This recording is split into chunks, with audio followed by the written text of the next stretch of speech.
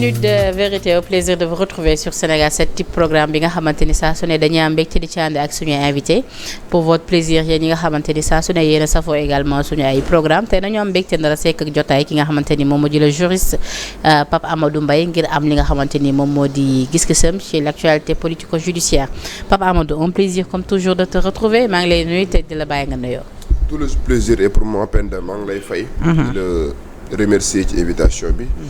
di am plaisir en tout cas toujours ñëw Sénégal 7 et plus précisément jano ak yow. dans le cadre en tout cas de cette émission. donc di ñaan yàlla comme j'ai l'habitude de le dire qu'on entame l'émission dans la sérénité. et que la lanterne de l'ensemble des téléspectateurs yi nga xam ne ñoom ñoo ñu suivre sur Sénégal 7 ñu éclairer que par rapport à tous les points yi nga xam ne dinañ ko fi soulever merci. Alors Pape Amadou fi ma bëgg ñu dooree sax d'abord mooy annonce bi nga xamante ni le ministre de l'intérieur defoon na ko barki démb ci Walfadjri ci li ñeel li nga xamante ni moo di caméra de surveillance yi nga xamante ni léegi dinañ ko dugal ci li nga xamante ni moo di uniforme yu waa police su ko defee rek ñu gën a mun a xeex li nga xamante ni moom moo di wàllum ger ak lu ci aajo en toute transparence. oui mu nekk une mesure boo xamante ne nii c'est une mesure en tout cas salutaire. par principe parce que. société yi day évoluer adduna bi day évoluer et à partir du moment où société bi di évoluer donc évolution société bi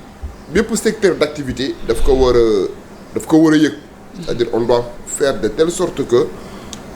lépp luy secteur ci Sénégal rek adapté wu en tout cas par rapport à la réalité du monde et par exemple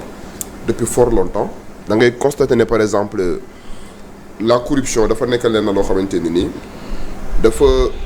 en tout cas affecté woon tous les secteurs yu nekk au Sénégal maintenant pour barrer la route à la corruption pour véritablement qu'il y ait plus de transparence dans la mission bi nga xamante ne tey jii nii ceux qui font office de police administrative parce que ñi nekk ci tali bi ils font office de police administrative defuñu ce qu'on appelle la police judiciaire parfois seen mission mën na àgg ba ci ak en vertu du principe du dédoublement fonctionnel ñu defaale ce qu'on appelle la police judiciaire mais par principe police administrative la ñuy def mooy lan les gendarmes ak les policiers yi nga xam ne ñoom ñooy gérer la circulation mission police administrative mooy dañuy constater ay irrégularités ñiy dawal est-ce que nekk nañ dans une situation régulière est-ce que am nañ permis est-ce que respecté nañ les prescriptions du code de la route donc mission administrative lañ am mais mission administrative boobu parfois mën na leen a conférer la possibilité ñu am une mission de police judiciaire dans quelle situation il peut arriver un moment où en tant que policier en tant que gendarme boo xam ne da nga war a gérer la circulation nga am immobiliser une voiture laaj ka permis laaj ki carte grise am assurance am mu jox la leen ba pare nga constater par exemple que waa ji dafa yeboon trop wala nga constater ne par exemple waa ji il avait à bord un produit prohibé bu boobaa yow li doon sa mission au départ mooy la police administrative constaté ba xam waa ji am na permis mais boobaa yoon da lay jox possibilité nga faire preuve de police judiciaire en quoi faisant bu la neexee waa ji mën nga ko arrêter parce que dafa commettre infraction parce qu'il avait à bord drogue wala yoroon na à bord un produit prohibé boo xamante ni dañ koy tere bu ko defee tu auras la possibilité au-delà de ta mission de police administrative nga exercer ce qu'on appelle une police judiciaire mooy nga jàpp waa ji donc yóbbu ko ci brigade de gendarmerie wala commissariat de police bi nga xam ne moom moo la gën a jege donc bu fekkente ne par exemple ñoom ils ont cette mission là qui consiste véritablement donc à gérer la circulation dans un premier temps mais dans leur mission de gérer la situation ils peuvent se confronter à des situations yoo xam ne dañuy constater la constatation excusez-moi la redondance d'un certain nombre d'infractions bu boobaa yoon da leen di jox opportunité ñu arrêter donc jàpp ki nga xamante ne tey ji moom mooy l'infracteur traduire que devant la brigade wala le commissariat le plus proche donc bu fekkente ne mission boobu noonu am nañ ko et que le ministre de l'intérieur en tout cas bëgg def de telle sorte qu'il y ait une transparence donc dans les relations entre les ceux qui font office de police administrative et les usagers de la route les usagers de la route ce sont ceux qui prennent la route borom oto yi ñuy dawal donc bu ñu amee ay caméras yoo xamante ne dina mën a permettre seen i jokkalante li ñuy séq wax ji ñuy wax parce que aussi parfois da ngay constater ne par exemple au-delà du fait que y a la corruption boo xam ne man dañ koy constater parfois mais parfois moo am aussi ay tapage ay jokkalante ay wax yoo xamante ne tey ji day am entre le policier en tant que tel le gendarme en tant que tel ak l'usager de la route qui peut être un conducteur quelconque donc bu fekkente ne par exemple le ministre de l'Intérieur a décidé en tout cas de faire de telle sorte qu'il y ait en tout cas des images des vidéos yoo xamante ne dina mën a permettre à la hiérarchie d'avoir une compréhension par rapport à la mission bi nga xamante ne nii les gendarmes ak les policiers yi gérer la circulation ñu ngi koy def je crois que c'est une mesure salutaire c'est une mesure qui vise à contourner la corruption mais c'est une mesure aussi qui permet d'avoir beaucoup plus de transparence en tout cas dans les relations entre les policiers et les gendarmes et véritablement les usagers de la circulation. Alors parlons de la police et de la gendarmerie daf ñuy permettre également ñu wax ci intrusion bi nga xamante ni amoon na foofee ca Ziguinchor ci kër ki nga xamante ni moo di wajju bu jigéen Ousmane Sonko donc ba lu ni mel mu amee après ñu ne teg nañ ko loxo mais kooku nga xamante ni moo def boobule mbir dugg ci kër jàmbur yëkkati fa ay yenn kàddu yi ñu mun ko tuddee menace ak yu ni mel lan moo ko ci war a mën a fekk ginnaaw ba yoon tege bi ko yoon tegee loxo. Bon, je crois que c'est un dossier assez complexe pour la bonne et simple raison que d'après les informations qui nous sont parvenues le gars dafa def une intrusion dans le domicile en tout cas de Ousmane Sonko qui se trouve être à Ziguinchor yaakaar naa ne nekk na situation boo xamante ne ni situation bu terrible la parce que Ousmane Sonko au moment où je vous parle il ne réside pas à Ziguinchor il réside à Dakar dans le cadre en tout cas de ses fonctions de Premier ministre du Sénégal maintenant bu fekkente ne par exemple nit am na sañ-sañu dem këram bëgg semer en tout cas le bordel il tombe dans un premier temps sous le coup de cette infraction bi nga xamante ne moom mooy violation de domicile il peut aussi être poursuivi pour voie de fait il peut aussi être poursuivi pour mise en danger de la vie d'autrui voilà les chefs d'accusation yi nga xam ne mën nañ ko retenir contre cette personne bi nga xamante ne ni man je sais pas en tout cas qu'est-ce qui le motivé à faire un tel acte à commettre un tel forfait maintenant à partir du moment où il est entre les mains de la justice présentement attendons de voir mais en tout cas dem ci kër koo xamante ne ni c'est le premier ministre même bu fekkente ne le premier ministre il n'est pas là mais mën na mettre en danger li nga xam ne tey jii moom mooy sa famille d'autant plus qu'il y a sa maman qui est très âgée bi nga xamante ne mi ngi woon ci kër gi donc si on renforce pas les dispositifs mën nanoo en tout cas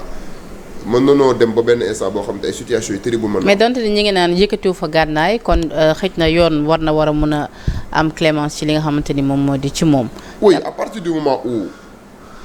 il n'a pas commis un acte matériel peut-être juste une menace yaakaar naa ne loolu mën na permettre en tout cas les autorités judiciaires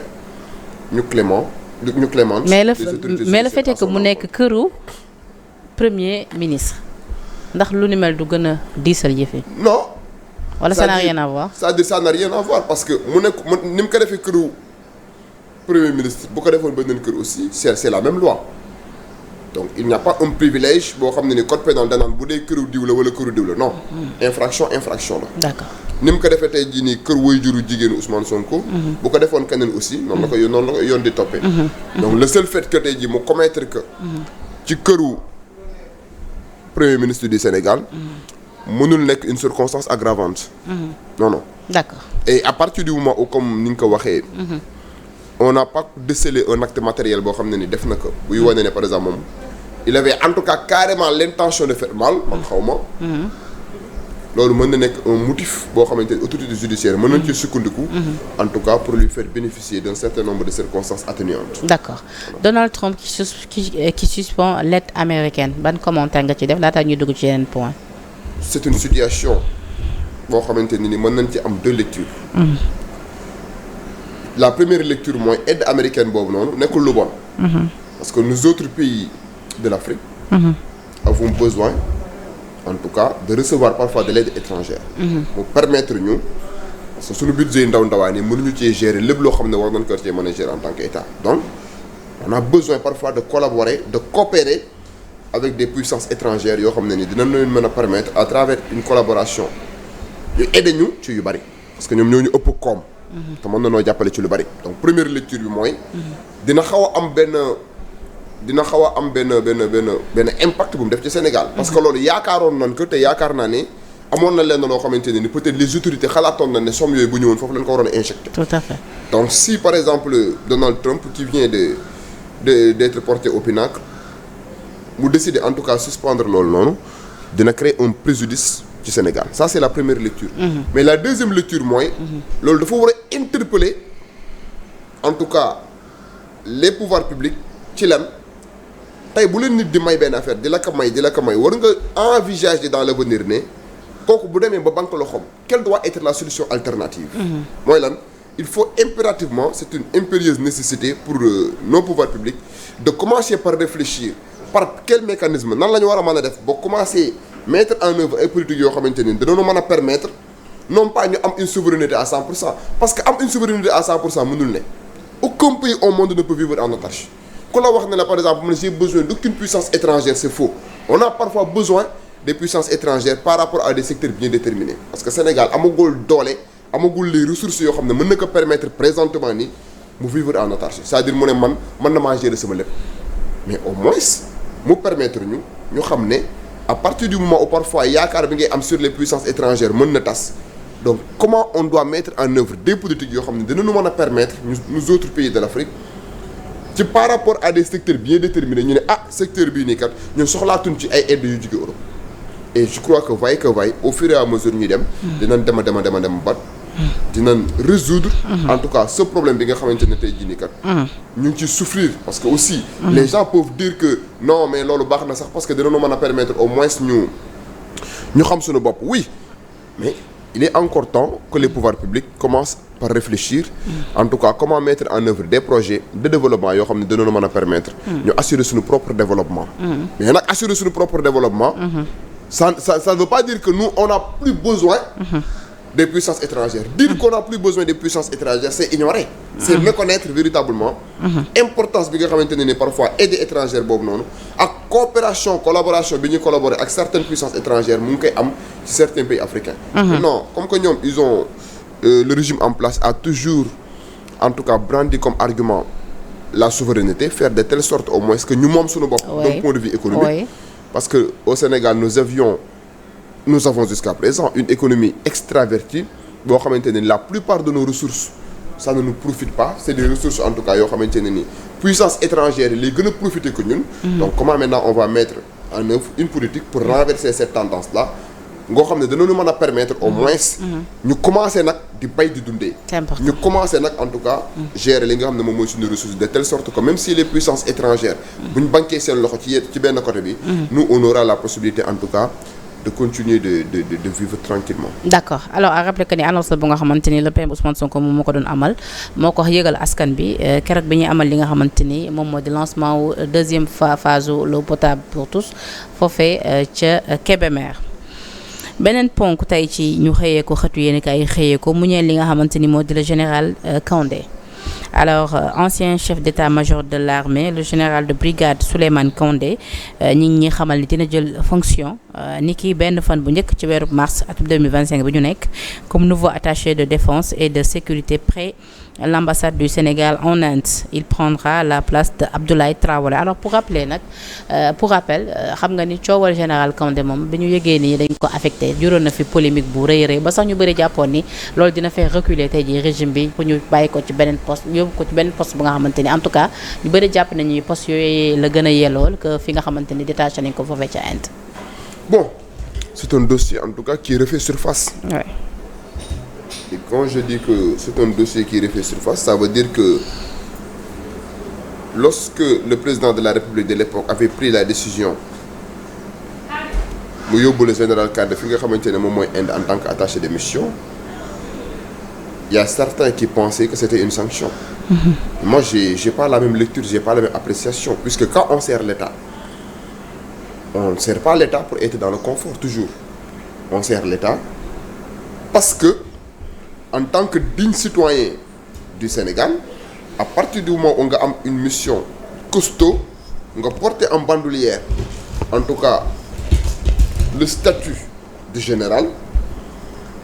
yaakaar naa ne fépp foo xam ne war na dafa mën a yóbbu pour que nga liggéeyal wala nga représenter le Sénégal warul nekkal na loo xam ne day poser un problème.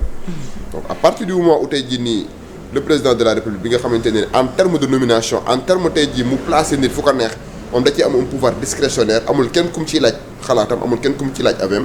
s'il décide en tout cas d'envoyer le général Kandé en Inde pour que moom mu nekk un attaché muy représenter le Sénégal par rapport à des missions bien déterminées, je crois que c'est une situation salutaire na dem l'essentiel en tout cas que mission yi nga xam ne le président de la République assigné na que qu'il puisse avoir la capacité d'accomplir ses missions à bon escient. Et je crois que loolu la ñuy xaar ci moom. Au-delà de ça peut-être il y a des polémiques pourquoi mu yóbbu ko Inde entre autres mais mooy li ma la wax. Quand on choisit en tout cas d'être dans l'armée yàlla may la nga dem ba nekk ba am grade général yaakaar naa ne ça ne doit pas poser un problème que le président de la République t'envoie en Inde en Éthiopie partout dans le monde pour que tey jii nga def attaché de mission. Parce que la vocation d'un général la vocation en tout cas d'un général wala koo xam ne dafa bokk ci corps armé n'est pas de toujours être dans le confort. Il a choisi ce métier. Nous lui souhaitons en tout cas un bon vent par rapport à cette nouvelle mission parce que demul foofu noonu pour boppam il est parti pour le Sénégal lépp loo xamante ne tey jii nii Sénégal moo tax mu dem fa yàlla na ko yàlla sottal c'est ce qu'on lui souhaite. Mais voilà. Alors fan yi yëpp nit ñi moom la ñuy ruumalaat mu ñeel li nga xamante ni moo di yëkkati malaanu kiiraayu ki nga xamante ni moo di l'honorable député Amadou Ba nekkoon fi élimaanu jawriñ ñi ak ki nga xamante ni moom moo di Birima Mangara donc pour rappel nag ñoom dañ leen cité ci li nga xamante ni moo di l'histoire des 94 milliards boobu lay coow nag a rappelé que ni en 2019 ab rapport OFNAC lañ ci gisoon ñu daal di ko ci génne ay irrégularités donc ñu mënoon ci xamante ni bëggoon nañ ñu indi ci ay leeral mu bokk ci entre autres li ñu leen doon toppee li nga xamante ni moom moo di wàllu détournement donc coow loolu nag la fa di 94 milliards xam nga ni coow lu yàgg la ba sax am ñenn ñu jàpp ni suu Macky Sall moom moo ki tegoon concom moo tax yëf yi antuwul woon donte ni nag démb fii ci plateau bi fii dégg nañ ku nga xamante ni moom moo di Serigne Saliou Gueye ci rendez-vous yi muy def mu ngi ciy indi ay leeral nee na Macky Sall sax bi mu yëgee woon boobu leen bi dafa demandé woon explication à Mamour Diallo ak ñi nga xamante ni en tout cas yëpp limoon nañ leen ci parce que yëf yi leerul woon ci boppam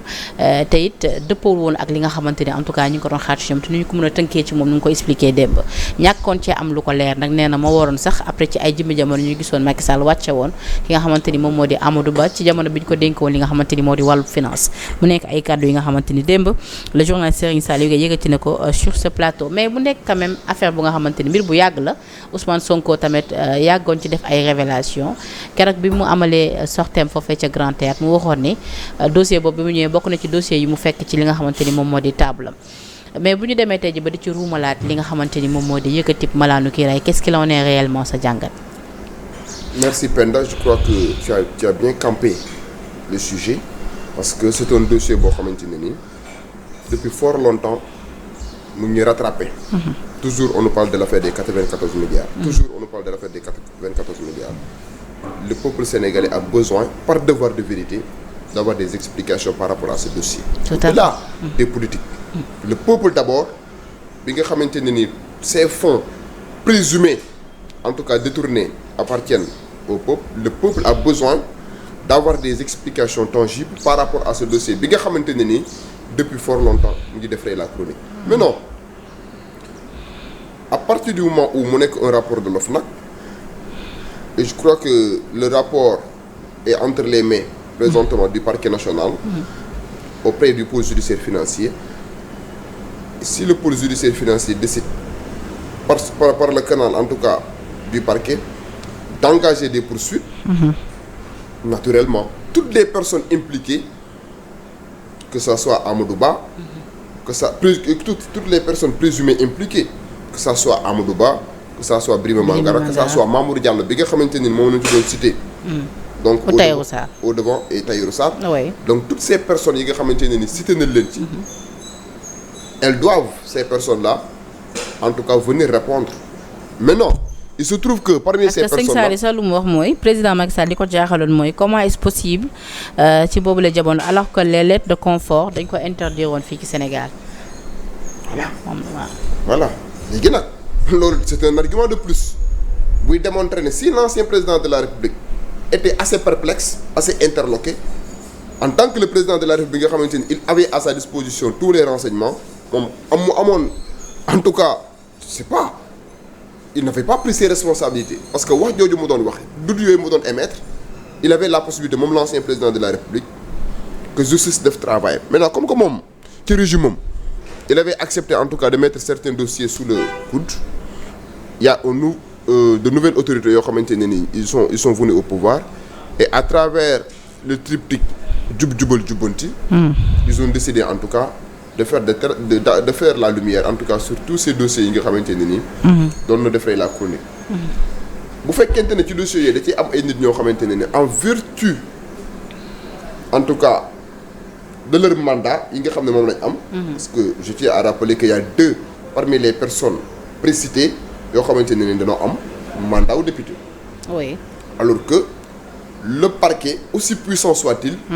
ne peut en aucune manière déclencher des procédures. à l'encontre d'une personne bi nga xamante ne ni. dafa am li nga xamante ne tey jii moom mooy maraanu kir la ñu tuddee ko immunité parlementaire. ci lu nu mel sax doguma la léegi maa ngi lire ci site bi di Seneweb mu ne l'immunité parlementaire des députés Amadou Ba et Birima Mangara ne sera pas levée selon nos informations d'après ñoom nee nañ xibaar yi ñu am ndax nee nañ le juge du 2e cabinet du tribunal de Dakar Adi Niet il a rejeté ce jeudi la demande du procureur de la République. Attends. Qui a rejeté la demande du procureur? Non. Seneweb de moo ko bind. non liñ bind noonu loolu. ndax nee nañu ñoom ci xibaar yi ñu am juge du 2e cabinet du tribunal de Dakar daf ci opposé wu. attention c'est le pôle judiciaire financier moom moo war a poursuivre en la matière te tey jii nii si le procureur de la République parce que le juge d'instruction il ne déclenche pas des poursuites loolu moo tax affaire bi xaw ma jaaxal le juge d'instruction Penda il ne déclenche pas des poursuites parquet moo koy déclenché en collaboration. mais juge du 2e cabinet bi kan moo koy saisir du pôle bi. pôle bi moo koy saisir. waaw léegi est-ce que non. ministre de l'intérieur. non juge du 2e cabinet. oui amul benn relation ak pôle bi parce que ci biir pôle bi dafa am une chambre d'instruction financière. kon lan moo ko ci war a dugal loolu moo tax ma ne la il y a une contradiction dans cette actualité bi nga xam ne Seneweb mu ngi koy il y a une contradiction parce que il ne faut pas faire un amalgame entre les juridictions de droit commun foofu la ñuy waxee 1er cabinet 2e cabinet loolu c'est le tribunal de grande instance de Dakar ak le pôle judiciaire financier bi nga xamante ne ni c'est une juridiction spécialisée boo xam ne dafa am une compétence d'attribution parce que danaka yow le pôle judiciaire financier tu es compétent en tout cas pour réprimer les infractions à caractère économique et financier foofu ngay yem léegi bu fekkente ne parce que moi j'ai pas ces informations là c'est le parquet national le procureur bi exercer ses attributions dans le pôle judiciaire financier moom moo décidé pour poursuivre bu boobaa amul lu muy laaj 2e cabinet parce que amul benn relation bu am ak les juridictions de droit commun xam nga nan lay def day saisir le procureur général saisir le ministre de la justice le ministre de la justice moo saisir assemblée nationale comme procédure bi ñu def ci kaw voilà c'est la même procédure ne leen kat parmi les personnes yi nga xam ne précité nañ leen par rapport à un rapport boo xam ne dañu ko transmettre nous du parquet et que le parquet est un corps hiérarchisé procureur général ministre de la justice présidence. waaye ñoom dañu ñu ngi émission ñu ngi jaabante rek. à partir du moment xam nga Sénégal 7 tamit dafa neex Pape Amadou. à partir du moment où. jeune a ngi jaabante ak jàllaabeem Fallou Mbaye di ko fayru ci wet. junior sama copain à partir du moment où Penda. ñoom ak borom xaal bi dañoo yem. le parquet bi nga xamante ne tey jii mooy exercer ses attributions ci pôle judiciaire financier moom moo décidé pour poursuivre bu boobaa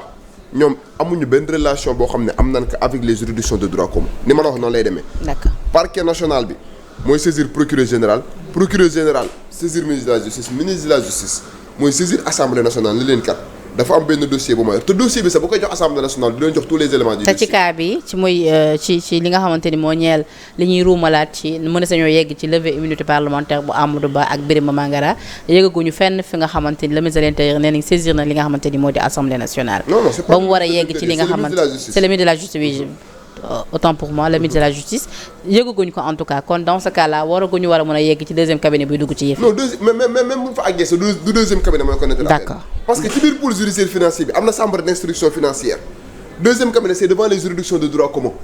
xam nga premier tribunal Dakar daa am 1er cabinet 2e cabinet ba 9e cabinet loolu ce sont les juridictions de droit commun pôle judiciaire financier dafa am parquet boppam am juge d'instruction boppam am chambre de jugement boppam am chambre d'accusation boppam am chambre d'appel boppam amul benn relation avec les juridictions de droit commun. mais pourtant moo tax ma ne la même bu ñu ci àggee. ba ñu lever seen immunité parlementaire c'est pas le juge du 2e cabinet mooy connaître de cette affaire là le parquet national financier va placer sous mandat de dépôt devant la chambre d'instruction financière bi nga xam ne moom moo nekk au sein du pôle judiciaire. mais Pape Amadou dans ce cas là lu tax ba ci kaw Farba ba ñu demee ba assemblée yëkkati malaanu kiraayam ñu ne après président de l'Assemblée nationale dafay xaatim ab lettre notifié ko ki delloowaat ko ki nga xamante ni moom moo di le ministre de la justice pour wax ko ni ko li nga doon sàkk su ñun am na après dans ce cas là ñu ne après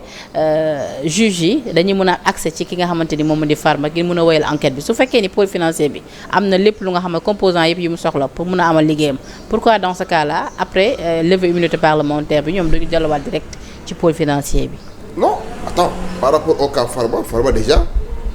on a déjà procédé à la levée de son immunité parlementaire. Oui. Donc ça coule de source. Oui. Maintenant, ce qui laisse les Sénégalais assez interloqués, moi, pourquoi on n'a pas encore déclenché des poursuites? Pourquoi on n'a pas encore déclenché des poursuites?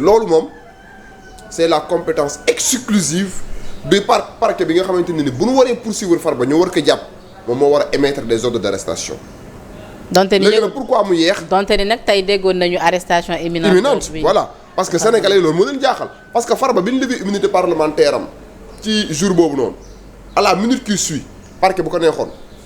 moom mu émettre des ordres d'arrestation. Pourquoi maintenant depuis que ñu levé immunité parlementaire Farba Ngom ba léegi nii on a constaté une certaine lenteur dans la procédure. Parce que présentement fi ñu war a fi ñu war a àgg mooy arrestation. am nañu commencé woon c'est parce que Farba est une patate chaude. Bon, il est une patate chaude il est une patate chaude pas à l'égard de la justice parce que aucune personne, aucun citoyen ne peut constituer une menace pour la justice. Mais Pape Amadou léegi tontu woo sama laaj c'est-à-dire dama ne su fekkee ni pôle financier bi am na loolu yëpp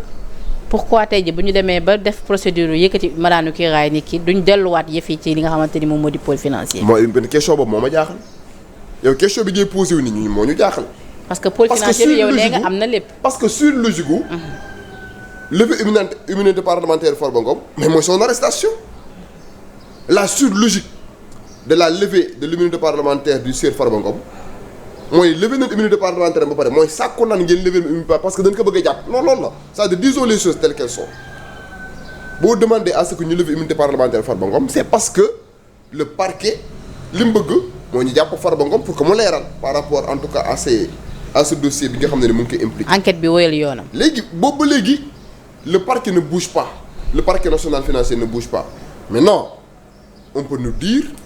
que le temps de la justice n'est pas le temps des politiques oui on peut le dire parfois aussi. wala boog dañoo dem ba ci biir gis ni il peut y avoir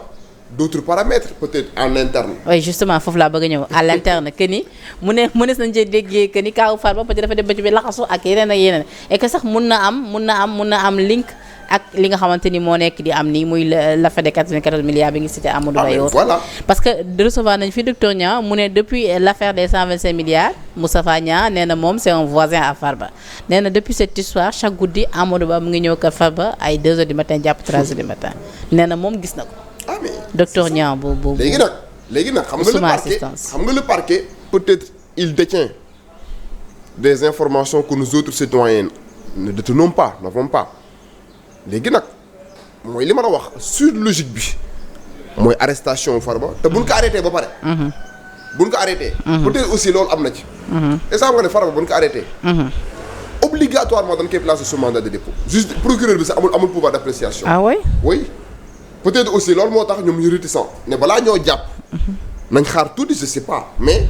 l'essentiel moom foo déggee Penda. ñu ne arrêté nañ Farba Ngom rek. automatiquement il sera placé sous mandat de dépôt xam nga lan moo tax. le parquet n'a pas de marge de manœuvre. parce que loi bi nga xam ne tey jii moom moo organiser la CENTIF da ne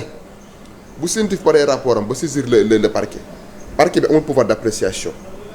obligatoirement day placer la personne incriminée sous mandat de dépôt la personne présumée incriminée da koy placer sous mandat de dépôt te bu ko placer sous mandat de dépôt day jébbal dossier ki nga xam ne moom mooy le juge d'instruction bi exercer ses attributions dans la chambre d'instruction financière. parce que ci biir pôle judiciaire bi. il est déjà prévu une chambre d'instruction financière buy jouer le rôle du juge d'instruction. donte ni nag ku mel ni Oumar Youm dans l'émission Farafàcce ak Pape Ngagne Ndiaye nee na lu ni mel orchestration la ak li nga xamante ni moo di commande politique tout simplement. ce n'est pas une commande politique. Pourquoi ce n'est pas une commande politique Penda? Le parquet n'a pas usé de son pouvoir d'autosaisine. Le parquet n'a pas usé de son pouvoir d'autosaisine pour tëb nii rek ne damay poursuivre Farba Ngom bu amoon on peut penser peut-être malencontreusement que am na une dimension politique mais le parquet a été saisi mais d'un rapport boo xamante ne CENTIF moo ko jox Et à travers ces rapports-là, on a décelé la constatation d'un certain nombre d'infractions, parmi lesquelles le blanchiment de capitaux, l'escroquerie sur les deniers publics, l'association de malfaiteurs.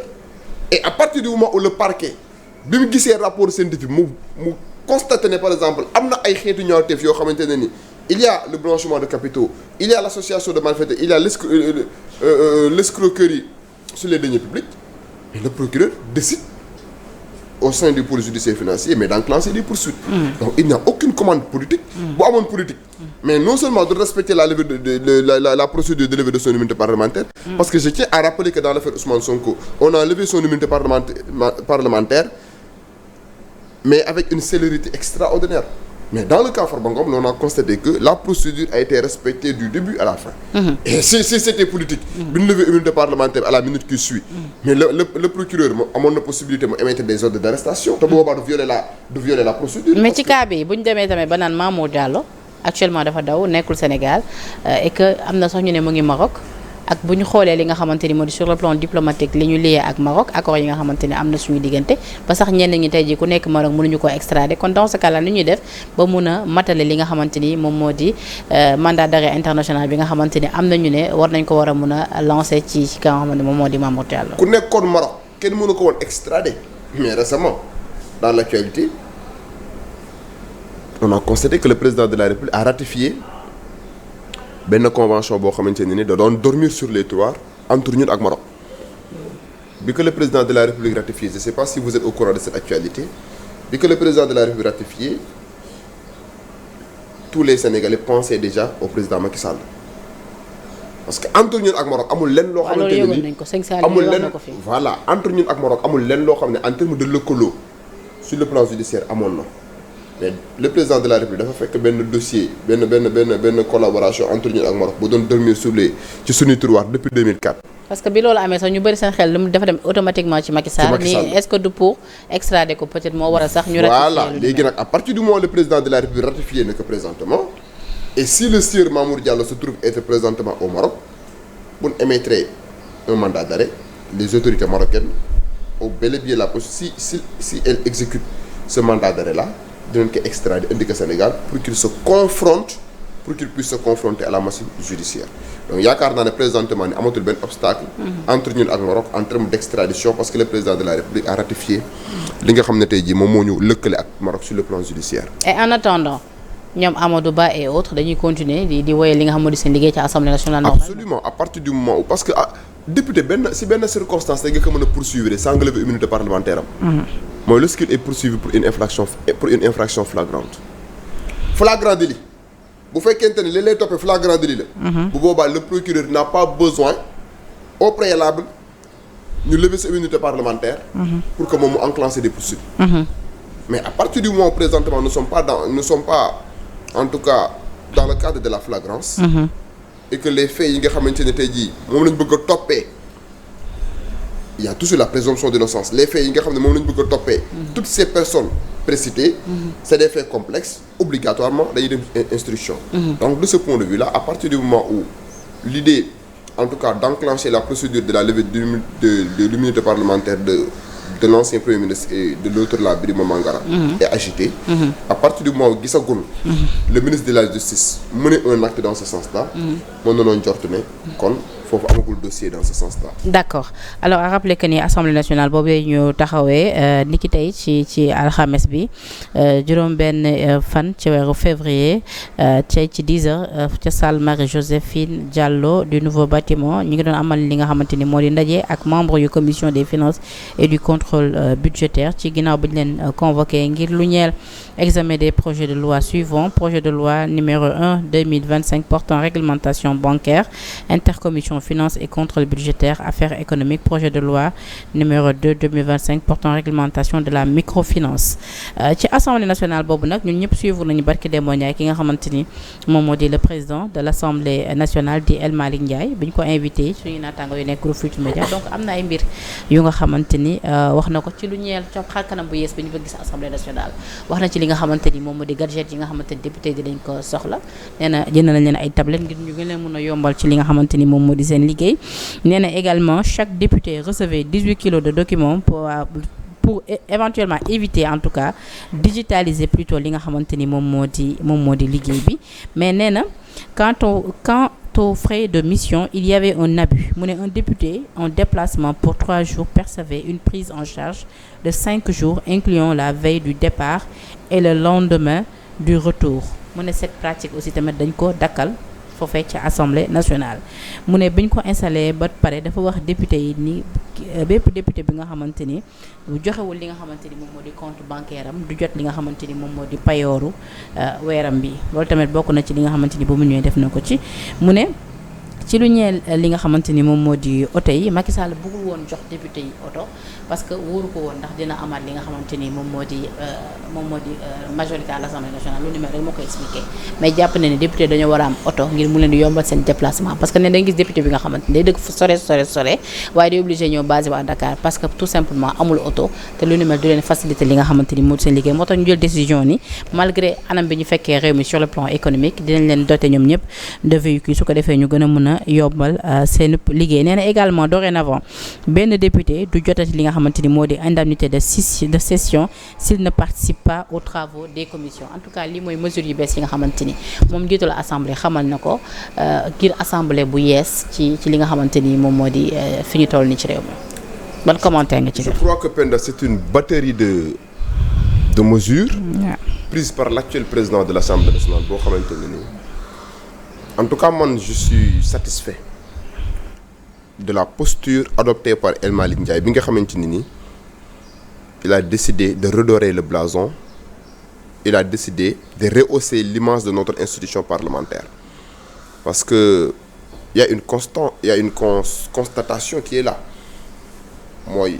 l'Assemblée nationale a toujours été une institution boo xamante ni nii dans la nomenclature institutionnelle institution bu am importance la bu am dayo la mais ñi ko doon exercer dañ ko doon tuutal ba nga xamante ne nii certains Sénégalais même accordé-t-on une importance primordiale à cette institution bi nga xam ne moom mooy la deuxième de la République. Donc si le président El Malick Ndiaye en tout cas qui se caractérise par en tout cas son abnégation et sa pugnacité décide en tout cas de prendre une batterie de mesures boo xamante ne nii visant non seulement à procéder à la digitalisation parce que la digitalisation Penda waxuma la Assemblée nationale mais dañ ko war a def dans tous les secteurs d'activité parce que la société évolue et que présentement nous vivons à l'ère du numérique comme ni nga ko waxee dans la première question sur la décision prise par le ministre de l'Intérieur avec les caméras. Oui. Yaakaar naa ne nous vivons à l'ère du numérique. Et que il y a des pratiques démodées, désuètes et dépassées yoo xamante ne nii. suñuy institution waratuñ fa nekk. Tout à fait. Donc si maintenant il a décidé à travers une digitalisation def de telle sorte que parce que la digitalisation day favoriser waale la rationalisation loolu moo tax digitalisation am njëriñ. mooy tey par exemple bu fekkente ne député bi da daan dem di imprimer. ñu utiliser courant war a utiliser ay imprimantes entre autres war a utiliser ay documents s'il y a maintenant des tablettes yoo xamante ne tey ji am na ay logiciels yu ñu ci def non seulement dinañ gagner en digitalisation mais dinañ gagner en rationalisation. Tout à fait. S'il a décidé aussi de donner aux députés des voitures là je suis d'accord et ça doit être même des véhicules confortables parce que aussi le député il n'est pas n'importe qui il porte en bandoulière l'onction populaire il porte en bandoulière la volonté populaire et il représente dignement le peuple donc kooku noonu boo ko joxee une mission aussi costaud war nga mettre à sa disposition un certain confort au moins boo xam ne dina ko mën a permettre mu liggéey dans la tranquillité et que aussi boo mettre à leur disposition toutes ces choses ba pare léegi nag place au travail et je crois que les députés ils sont dans l'obligation de travailler pourquoi parce que nee na bépp député boo xamante ne constaté nañ un absentéisme dootoo jotati say indemnité de session loolu nekk na une mesure boo xamante ne nii mesure salutaire la boo xam dina mën a permettre au moins député ñu comprendre que toog sa kër peuple bi élire la nga toog sa kër doo dem assemblée nationale xamuñu ba xam yow tu travailles pour le peuple loolu day nekk une pratique boo xam ne jeex na fi je crois que c'est un ensemble de mesures boo xamante ne ni Penda buñ ko matérialiser on aura la possibilité de redorer le blason à l'Assemblée nationale on aura la possibilité de rehausser l'image de notre institution parlementaire au milieu de la République. Alors le cas Samuel Sarr la ñuy daanale Samuel Sarr nag moom procureur dafa opposé wu woon le procureur de la République dafa opposé woon ci li nga xamante ni moo di demande de mise en liberté provisoire am lu ñu mel nag le juge d'instruction chargé de l'affaire West African Energy dafa mel dafa fekk si le procureur ci li nga xamante ni moo di bëgg-bëggam ay avocat am tey dañ doon sàkk ñu amal ko ñu jox ko li nga xamante ni moo di liberté provisoire juge bi def ci opposé wu finalement Samuel Sarr reste en prison alors à rappeler que ni moom il est placé sous mandat de dépôt depuis le 28 novembre 2024 il est inculpé pour abus de biens sociaux portant sur 8 milliards 17 millions de francs CFA l'histoire concerne un projet de centrale électrique. Bon, je crois que par rapport à cette procédure Penda, je crois que c'est une procédure boo xamante ne amul benn rapport avec les deniers publics non c'est une procédure en tout cas qui oppose des personnes privées ci wàllum société bon temps de détention bi xaw na yàgg en quelque sorte et que bu fekkente ne une contre-expertise récemment effectuée démontré na ne par exemple que ci lu bari lu ñu koy toppee il n'est pas coupable je sais war na mën a nekk un motif pour qu'il bénéficie d'une liberté provisoire parce que man pen de li ma gëm oui mooy à partir du moment mu nekk un ancien ministre am ay responsabilités ne serait-ce que pour la manifestation de la vérité kooku parfois nga may ko contrôle judiciaire sax moo gën nga continuer mettre ko en détention parce que c'est une affaire privée oui bu mu bokkool ak ay nit te am na ci ñooñu kenn koo xam ne dafa daw déjà mënoo am déjà le juge d'instruction présentement il ne peut pas avoir tous les éléments du dossier bu ko mën a permettre tey ji mu traiter affaire bi avec transparence et équité parce que bu fekkente ne benn version kese nga bëgg a recueillir am na ci kenn koo xam ne il a pris la fuite et que Samuel Sarr temps de détention mi ngi bëgg a yàgg parce que man en tant que pénaliste li ma gëm mooy le principe de la procédure pénale la liberté moom moo war a nekk le principe l'exception de la détention à partir du moment tëj bi ñu ko tëj kaso amul benn impact boo xam ne tey jii ni am na ko ci mais may ko contrôle judiciaire ça veut pas dire que dossier bi jéem au moins dina ko mën a permettre ñoom am entre personnes privées ñu def seen tractation jéem a xool nu trouver une solution à l'amiable mais détention bu yàgg bi alors que le dossier ne bouge pas puisque am na ci kenn koo xam ne dafa daw yaakaar naa ne nekkul leen loo xam ne ni saafara la donc bu fekkente ne ces avocats ont introduit une demande de liberté provisoire parquet bi bu ci opposé wu et aussi loolu c'est une pratique yoo xam ne ni Sénégal war na ko dépasser et je crois que réforme yi ñu war a def ci code de procédure pénale loolu bokk na ci d'accord mooy da ngay constater Sénégal juge ay avocats introduire une demande de liberté provisoire juge d'instruction bi accepter demande de liberté provisoire bi ñu ne la non bu procureur bi dafay interjeter appel le gars reste en prison c'est une incohérence et loolu bu ñu ko loolu day démontrer des pouvoirs exorbitants yoo xamante ne procureur am na ko au Sénégal on ne doit plus donner la possibilité au parquet en tout cas de retenir les gens en prison alors qu'en réalité le juge d'instruction bi nga xamante ne ni moom moo am dayoo instruire à charge et à décharge am responsabilité yi tey ki nga xam ne tey ji moom la inculpé mais si les avocats introduisent une demande de liberté provisoire et que le juge d'instruction apprécie la demande en l'accordant mu accorde liberté provisoire non war na noo mën a bàyyi nit ki mu am liberté provisoire jusqu'à ce que ñu koy soxlawaat pour woo ko mais pour juge d'instruction accorder la liberté provisoire procureur bi def appel devant la chambre d'accusation tu restes en prison c'est une incohérence de notre code de procédure pénale et je crois que les autorités doivent corriger cette incohérence alors Pape Amadou le cas Fallou Fall pourquoi mu nekk ab clameur populaire depuis lors te gisuñu ci avancé ci dossier bi non dossier bi avancé na parce que Fallou Fall def na 5 ans de détention provisoire. non ci fan yi ñu nekk la de ginnaaw ba ñoom dañoo opposé woon ci yeneen at. kaso yu ko bëggoon yokkal kay dama wax dossier ñu bëri ñu ngi doon xaar à ce que fan yi ginnaaw ba fu mu ne nii ñëpp jug nañ takku ba dëgër yëf yi ñu xoolaat ko. non xam nga dossier bi. annulé li nga xamante ni en tout cas moom moo di yeneen ati kaso yu ñu ko yokkaloon ci li nga xamante ni moo di juróomi at yi nga xam tëdd na ko ba pare. mais attention Penda la justice xam nga l'opinion publique comme disait Éric Dupond-Moretti opinion publique moom buy day analyser selon ses intuitions selon ay sentiments alors que la justice en matière de justice il y a pas de sentiments c'est un dossier boo xamante ne ni waa ji il a été accusé de viol par sa petite sœur oui mu def 5 ans de détention provisoire ñu àtte ko dañ ko àttee récemment ñu condamné ko à 15 ans d'emprisonnement ferme est-ce que viol bi am na est-ce que viol bi amul moi je n'en sais pas mais l'essentiel d'après les témoignages des membres de sa famille des proches et que l'on s'est rendu compte que le dossier a pris une allure boo xamante ne ni tout le monde en parle il est innocent d'après en tout cas ça c'est l'opinion loolu liiwul juge parce que juge bi Penda quand il est saisi d'un dossier il ne prend pas en considération ce que pense l'opinion il prend en considération les éléments qui sont à sa disposition bu constater ne éléments yooyu noonu emporté na sa conviction mu prononcer une condamnation s'il constate que les éléments en tout cas n'emportent pas sa religion le juge mu acquitté mais en la matière on a constaté que le juge a prononcé une condamnation est-ce que la condamnation prononcée par le juge c'est juste ou c'est pas juste l'essentiel c'est une décision judiciaire dañ koy respecter léegi nag moom Fallou Fall il a d'autres voies de droit à explorer quelles sont les voies de droit ces avocats ont la possibilité de relever appel de la décision rendue par la chambre criminelle pour quereller cette décision-là devant la cour d'appel mën na ne léegi nag pourquoi parce que ñu bëri dañ doon jàpp ni comme fu mu ne nii sénégalais yëpp ñu ngi ciy wax plateau télé ñu ngi ciy wax rek justice yi boo xam moom moo war a ubbi war yi c'est très dangereux Penda de penser que nit war nañ ko mën a traduire devant les juridictions justice di def liggéeyam mu am benn toole que justice infléchir la justice n'a pas pour vocation de s'infléchir par rapport à une quelconque pression juge li jëntiwuñ sax yooyu c'est-à-dire li nit ñi di wax ça ne lit pas les juges le juge il n'est soumis qu'à l'autorité de la loi et Montesquieu il avait dit que le juge n'est que la bouche de la loi c'est-à-dire le juge li Penda di xalaat li Papa Ahmadou di xalaat li tel dëkk li ñuy xalaat loolu lié ko xam nga la moo ko lié le dossier parce que le juge il est saisi in rem. mais président de la République su ko neexoon mun na yeewu buy gracier mu gracier ko. voilà loolu kenn mën na ci dara le président de la République bu ko neexee te même pour mu gracier il faut obligatoirement que toutes les voies de recours soient purgées présentement toutes les voies de recours ne sont pas purgées parce que le dossier est toujours en cours parce que j'ai ouï dire que les avocats de Fallou ont relevé appel de cette décision dañoo war a dem devant la cour d'appel